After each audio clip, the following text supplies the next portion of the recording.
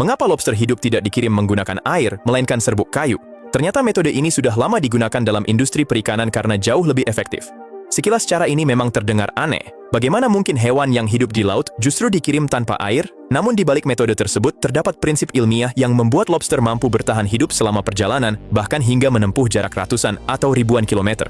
Sebelum dikemas, lobster terlebih dahulu didinginkan secara bertahap. Suhu yang rendah membuat metabolisme tubuhnya melambat, sehingga kebutuhan oksigen dan energi menjadi jauh lebih sedikit.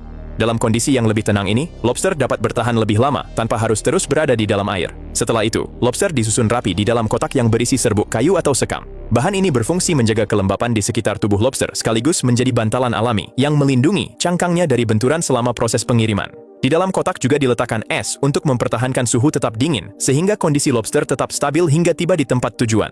Mengirim lobster tanpa air juga membuat proses distribusi menjadi lebih efisien. Bobot pengiriman menjadi lebih ringan, biaya transportasi dapat ditekan, dan risiko air tumpah atau kualitas air menurun selama perjalanan pun dapat dihindari.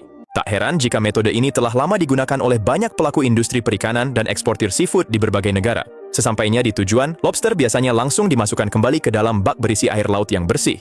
Setelah suhu tubuhnya kembali normal, lobster perlahan akan bergerak aktif seperti semula. Kondisi inilah yang membuat lobster tetap memiliki nilai jual tinggi karena masih hidup dan segar ketika diterima oleh restoran, pasar ikan, maupun konsumen.